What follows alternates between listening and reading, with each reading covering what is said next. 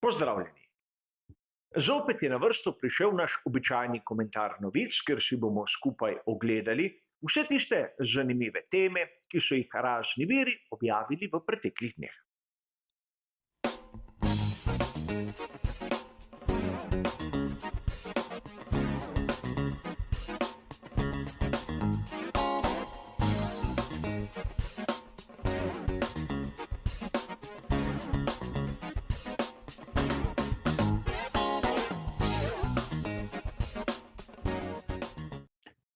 Tudi danes se bomo, kot običajno, ustavili pri 4 različnih temah in vkolikor vas zanima, kaj piše v citiranih člankih, imate bližnjice do originalov navedene v opisu. A da ne bomo predolgi in preveč dolgočasni, je najbolje, da se kar takoj lotimo naše prve današnje teme.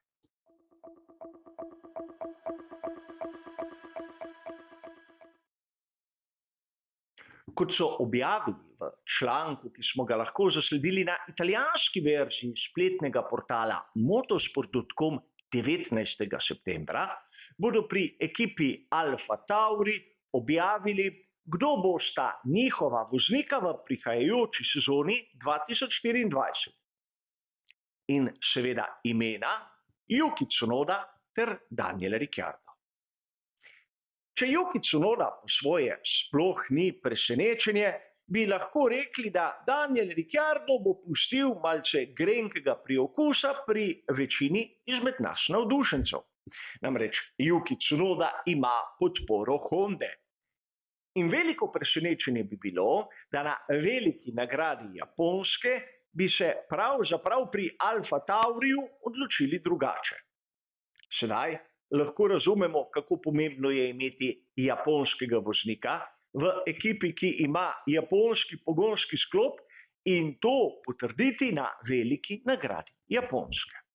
Kar se tiče pa Ricciarda, seveda je druga zgodba, ki pravzaprav vključuje tudi Liama Lawsona.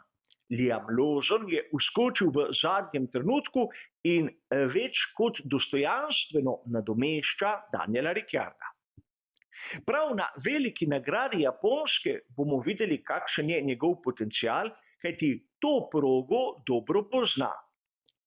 Na veliki nagradi Singapurja smo ga videli, da je dosegel točke, a kljub vsemu izgleda, da ni prepričal vodilnih, da mu bi ponudili sedež v naslednji sezoni. In prav to, da so izbrali Ricciarda namesto Lawsona, pušča meni v ustih malce grenak priokus, kajti Alfa Tauri, predtem Scuderia Toro Rosso, je bila ekipa, ki je dajala možnost mladim voznikom. In če smo pravzaprav iskreni, Daniel Ricciardo mlad voznik ni. Nima več kaj dokazati. A pravzaprav išče se neko varianto, kako bi se ga lahko spravilo zopet v neko, v navednicah, resno ekipo.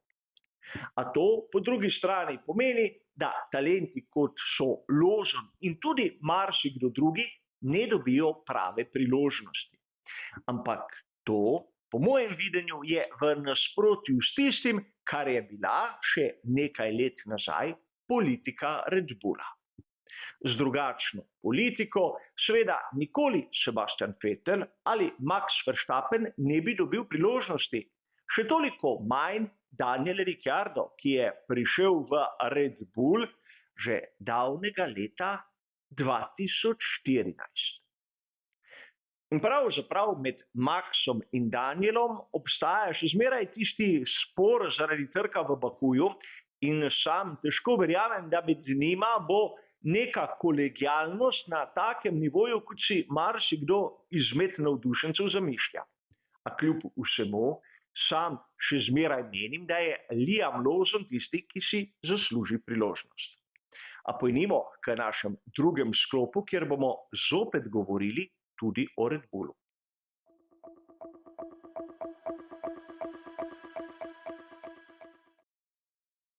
Verjetno ste tudi vi zasledili, da na prihajajoči veliki nagradi Japonske bodo lahko pri Red Bullu matematično osvojili naslov svetovnega prvaka med konstruktorji. O tem so pisali mnogi avtori in mnogi viri. Sam navajam članek, ki sem ga zasledil na spletnem portalu italijanske revije Autosprint 19. septembra in onega, ki je na razpolago na spletnem portalu Race Fans in je bil objavljen 20. septembra. In pravzaprav tako Max kot Sergio imata izjemno enostavno nalogo.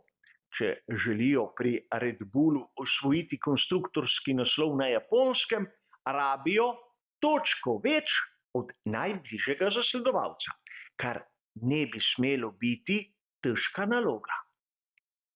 A pravzaprav tu se bo verjetno marsikdo začel spraševati, kaj pa Max Verstappen in njegov naslov med vozniki? Marsikdo se še dobro spomni, da v lanski sezoni je Max postal prvak prav na Japonskem, po rahlo kaotični dirki, ko se pravzaprav ni vedelo, ali je prvak ali ni, a vseeno, letos se kaj takega ne more zgoditi. In tu se poraja vprašanje, kako je to možno, saj je letos Max Verstappen bistveno boljši in bistveno močnejši od tistega, kar je pokazal lani. A verjetno marsikdo je pozabil na neko izjemno enostavno dejstvo. Lani na koledarju je bila velika nagrada Japonske 18. po vrsti, letos je 16. In tudi zato je sedaj bolj razumljivo, zakaj bo moral Max Verstappen za matematično potrditev naslova počakati vsaj še naslednjo dirko oziroma še kak teden več. A o tem se bomo pogovarjali, ko bo čas za to. Zanimivo pa je, da prav na Japonskem bodo pri Hondi lahko praznovali konstruktorski naslov, ki so ga po bližnjici pomagali osvojiti Red Bullu. Namreč pogonski sklop, ki poganja bolide iz Milton Keynesa, uradno je tisti, ki ga sestavlja prav Red Bull. Honda, zopet uradno, je samo zunanji dobavitelj in pokrovitelj, ki je ime pridodal. A o tem smo že govorili in vse skupaj je že rahlo simpatično. A pustimo sedaj to, pojdimo k našem tretjem današnjem sklopu.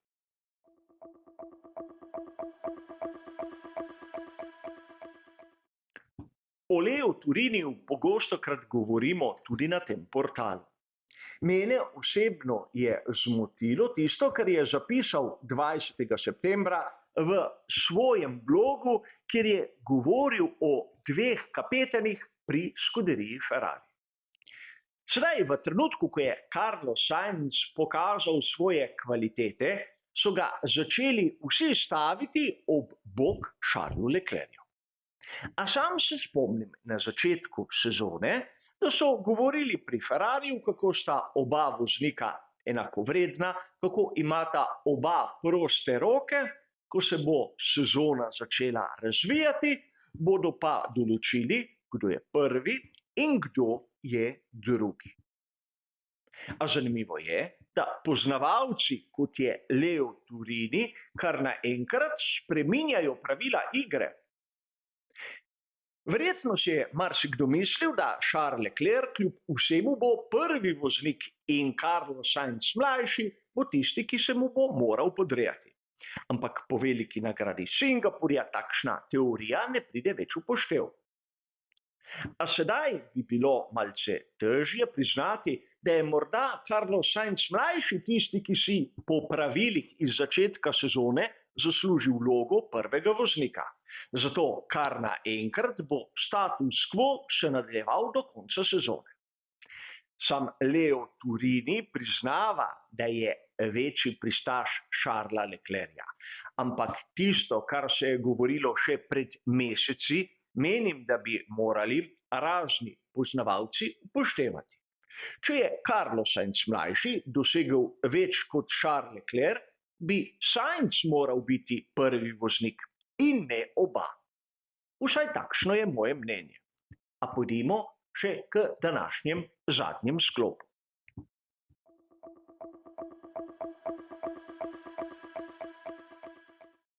Za konec pa še novica, ki je bila objavljena pred nekaj urami. Tako na uradnem spletnem portalu Formule 1, kot naprimer GP Blog, smo lahko prebrali, da bo Oscar Piastri član McLarena do konca sezone 2026. In seveda to podaljšanje pogodbe po svojem niti ni presenečenje. Da je Oscar Piastri eden izmed največjih talentov, ki smo jih lahko videli v manjših formulah v preteklem desetletju, sploh ni vprašanje. In pri McLarenu so imeli veliko srečo, da so lahko z njim podpisali pogodbo. In zato je razumljivo, da so podaljšali dogovor, predtem je bila pogodba podpisana do konca sezone 2024, in praktično s tem podpisom so preprečili drugim ekipam, da bi nekako skušale prevzeti Piastrija. A pravzaprav, da se nekaj takega dogaja pri McLarenu, smo lahko sumili že najmanj mesec. Namreč 13. avgusta smo lahko na spletnem portalu motorsport.com brali, da Alex Paulou ne bo prestopil k McLarenu. Če se spomnite, lani je prišlo do resnega spora med ekipo Ganassi in ekipo McLaren v seriji IndyCar. Namreč pri McLarenu so hoteli speljati Paulua, čeprav je imel veljavno pogodbo z Ganassijem.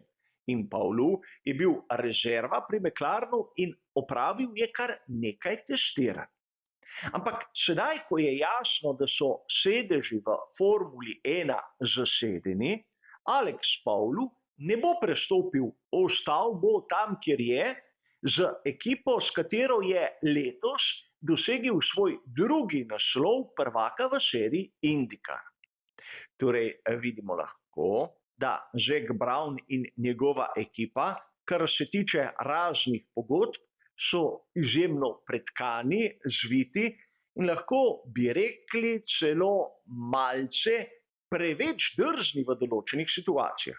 Alex Paulou je verjel določenim obljubam in konec koncev izvisel. A to je svet motošporta, ne samo v Formuli 1, tudi v drugih kategorijah se nekateri tako obnašajo. A kar se tiče našega 38. komentarja novic, bo seveda to vse.